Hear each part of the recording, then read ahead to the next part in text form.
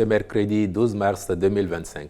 Sous la présidence du chef de l'État, M. Patrice Talon, le Conseil des ministres s'est réuni et a notamment adopté les décisions dont voici la teneur. Au chapitre des mesures normatives, mise en place du cadre national de concertation de l'artisanat au Bénin. Cet organisme a essentiellement un rôle de conseil au gouvernement dans la définition de ses stratégies et actions de développement ou de promotion au profit du secteur de l'artisanat. Il participe de la mise en œuvre des dispositions du règlement sur le Code communautaire de l'artisanat de l'Union économique et monétaire ouest-africaine.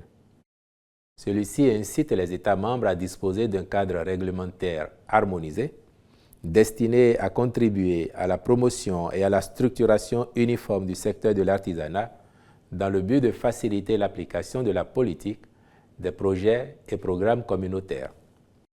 Il vient par ailleurs combler les insuffisances du Conseil supérieur de l'artisanat, créé en 1990, et s'inscrit dans la dynamique de réorganisation du secteur telle qu'engagée par le gouvernement depuis 2016. Le cadre de concertation rassemblera les acteurs institutionnels concernés, notamment les principaux représentants de structures sectorielles liées à l'artisanat, les représentants de la Chambre des métiers de l'artisanat du Bénin et des faîtières des organisations professionnelles d'artisans. De ce fait, son action permettra de mettre en symbiose toutes les parties impliquées sur les principaux champs d'intervention, à savoir l'apprentissage et la qualification des artisans, le renforcement de leurs capacités, la réorganisation des faîtières professionnelles des artisans, le financement adapté.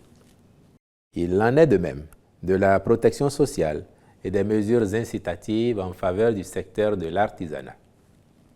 Au titre d'autres mesures normatives, ont été adoptés les décrets portant nomination des commissaires aux comptes titulaires et suppléants près des agences de sauvegarde de la culture et près la société de production audiovisuelle SOPA SA. Avancement des inspecteurs des douanes au titre de l'année 2025, puis le décret fixant les modalités de recrutement sur titre, de nomination, d'avancement et d'emploi des personnels techniques et administratifs des douanes. S'agissant des communications, en point 1, réalisation de systèmes d'approvisionnement en eau potable multivillage dans les départements de l'Ouémé et du Plateau. Il s'agit de 5 infrastructures d'alimentation en eau potable dont l'appel d'offres organisé en 2024 s'est avéré infructueux. C'est pour surmonter cette difficulté et favoriser la fourniture, à terme, de la ressource en eau aux populations à impacter que le Conseil a marqué son accord en vue de la contractualisation avec une entreprise spécialisée afin de rattraper le retard engendré par la non-attribution du lot visé. Les ministres concernés accompliront les diligences nécessaires pour la conclusion et l'exécution du marché dans le délai contractuel de 18 mois. En point 2, renforcement des systèmes d'alimentation en eau potable des villes de Savalou et Banté. Les principaux travaux à réaliser sont, pour la ville de Savalou, fourniture et pose de 38 100 mètres linéaires de conduite de refoulement d'eau traitée de Glazoué à Savalou. Construction d'une bâche de mise en charge intermédiaire de capacité 200 mètres cubes et d'une station de reprise.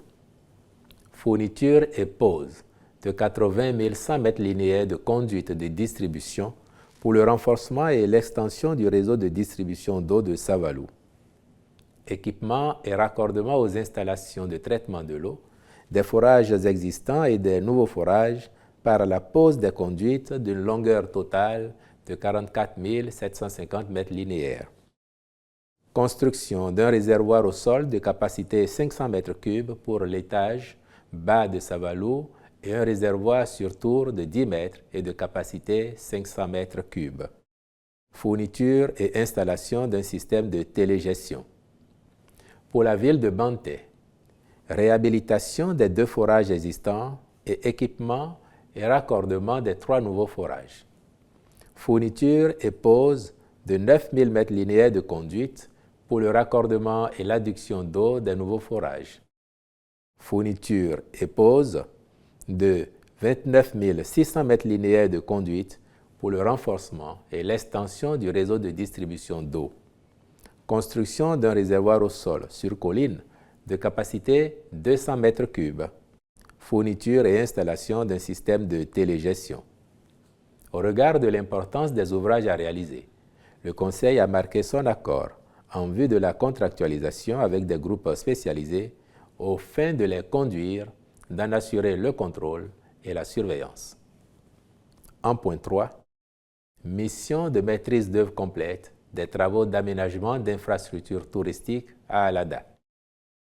Ceci porte d'une part sur la construction de la maison de promotion des patrimoines et de développement du tourisme d'Alada, puis d'autre part sur l'aménagement de la place Toussaint-Louverture.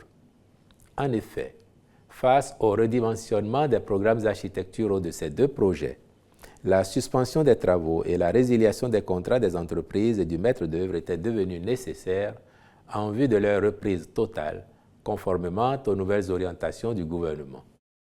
C'est donc dans ce cadre que les présentes missions de maîtrise d'œuvre complète sont confiées à des cabinets spécialisés, sélectionnés qui devront les réaliser selon les normes et standards requis. En point 4, subvention de l'État pour l'organisation du pèlerinage à la Mecque, Hajj, édition 2025.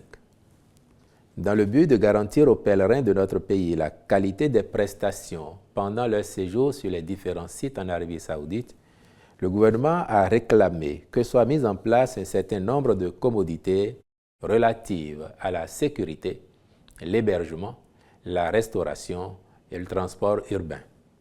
Ainsi, ils bénéficieront d'un meilleur confort pendant leur séjour, s'agissant du logement, de même que des services de la catégorie B au lieu de D sur les sites de Mina et de Arafat. Sont en outre concernés le logement à la Mecque et à Médine, la restauration en ces lieux, le transport par bus pour les trajets nécessaires au rite du Hajj, les prestations des guides et diverses autres convenances, compte non tenu des questions de visa et d'assurance.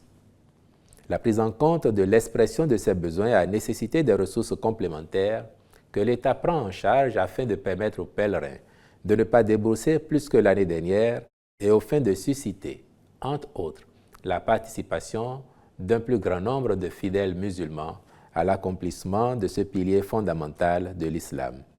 C'est pourquoi le Conseil s'est prononcé favorablement pour une subvention d'un montant de 710 649 400 francs CFA au profit de l'organisation du pèlerinage. En point 5, contractualisation pour l'acquisition, l'installation, l'exploitation et la maintenance d'équipements solaires dans le cadre de la mise en œuvre de la phase pilote du projet de lanterne solaire dans les écoles primaires publiques au Bénin. Ce projet écologique s'inscrit dans le cadre de la sauvegarde de l'environnement et de la réduction de l'émission des gaz à effet de serre. Il permettra de mettre à la disposition des apprenants des écoles bénéficiaires des lanternes solaires rechargeables. En cette phase pilote, il impactera 9 écoles situées en zone rurale pour offrir de meilleures conditions d'études aux écoliers. Sa généralisation pourra ensuite être envisagée en fonction des résultats qui en découleraient. Aussi, le Conseil a-t-il autorisé la présente contractualisation, puis instruit les ministres concernés de veiller à sa bonne conduite. En point 6, mise en œuvre des transferts monétaires conditionnels aux filles bénéficiaires du projet Suède sur la période de janvier à juin 2025. Après 5 ans de mise en œuvre, le dit projet est arrivé à terme le 31 décembre 2024. Entre-temps, pour l'année scolaire 2024-2025, il a permis de fournir aux filles bénéficiaires 33 000 kits scolaires en septembre 2024. Grâce à cet apport en ressources financières, il a été observé que le taux d'achèvement des cours par les apprenantes bénéficiaires est de 97% en moyenne. Mais en raison de la clôture du projet, celles-ci n'ont pas pu recevoir les transferts monétaires conditionnels qui accompagnent les kits et leur permettent d'avoir les moyens de subsistance. Aussi, le Conseil a-t-il marqué son accord pour la poursuite de cette opération au profit des 29 272 filles bénéficiaires des transferts monétaires conditionnels. Il en va de même pour les 261 universitaires boursières des sciences techniques, industrielles et agricoles de janvier à juin 2025, ce qui les maintiendra dans les classes jusqu'à la fin de l'année scolaire en cours. Le ministre des Affaires sociales et de la microfinance et le ministre de l'Économie et des Finances prendront les dispositions nécessaires en vue de l'opérationnalisation diligente de la mesure. Au chapitre des rencontres et manifestations internationales, enfin, il a été autorisé l'organisation à Cotonou du 3e congrès de la Société béninoise d'ophtalmologie les 13 et 14 mars 2025, puis des 3e journées béninoises de dermatologie-vénérologie du 16 au 18 avril 2025. Je vous remercie.